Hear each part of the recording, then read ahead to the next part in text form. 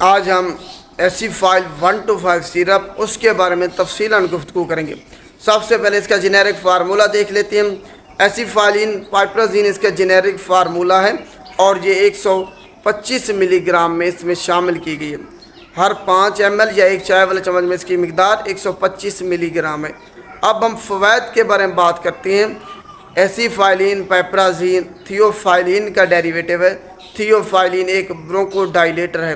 اگر آپ کی سانس کی نالی اس کا راستہ تنگ ہو گیا جس کی وجہ سے آپ کو سانس لینے میں مشکلات پیش آ رہی ہیں، تب یہ جا کے اس کو ڈائلیٹ کر دے گا، جس کی وجہ سے آپ آسانی کے ساتھ سانس لے پائیں گے اور یہ کھانسی جو آ رہی ہے آپ کو یہ ختم ہو جائے گی۔ اگر آپ کی کھانسی میں بلغم آ رہا ہے تو اس کو یہ صاف کر دے گا۔ آپ کی سانس کی نالی سے بلغم کو یہ صاف کر دے گا۔ ہر قسم کے دمہ کے مریض اس کو استعمال کر سکتے ہیں۔ تو یہ اس کے فوائد ہیں۔ اب دیکھتے ہیں کون لوگ اس کو استعمال نہیں کر سکتے۔ وہ لوگ جن کو الرجی یا ہائپر سینسٹیوٹی ہے وہ اس کو استعمال نہیں کر سکتے۔ وہ لوگ جن کو جگر کے بہت زیادہ مسائل ہیں وہ بھی اس سیرپ کو استعمال نہیں کر سکتے۔ اس کے علاوہ اب ہم بات کرتے ہیں کہ ڈوز اس کی کیا ہو، آخر اس کو دن میں کتنی مرتبہ اور کتنی مقدار میں ہم نے استعمال کرنا ہے۔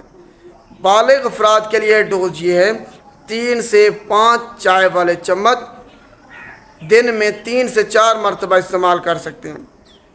بچوں کے لیے ڈوز یہ ہے 1 سے 2 چائے والے چمچ دن میں 3 سے 4 مرتبہ استعمال کر سکتے ہیں۔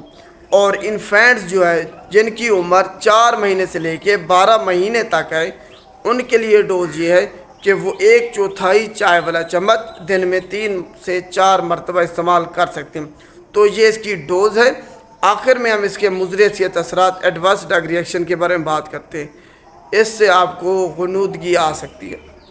اس کے علاوہ آپ کے پیٹ میں درد ہو سکتا ہے، ڈائریا ہو سکتا ہے، آپ کو متلی کی کیفیت ہو سکتی ہے اس کو استعمال کرنے کے بعد۔ تو یہ آج کا ٹاپک سارا ایسیفائل جو 125 سیرپ ہے اس کے بارے میں تھا۔ امید ہے آپ کو تفصیلاً سمجھ آ گئی ہوگی۔ اگر آپ کو بلغمی کھانسی ہے، دمہ ہے، سانس کی نالی آپ کی تنگ ہو گئی ہے، تب آپ نے کون سا سیرپ استعمال کرنا ہے۔ شکریہ۔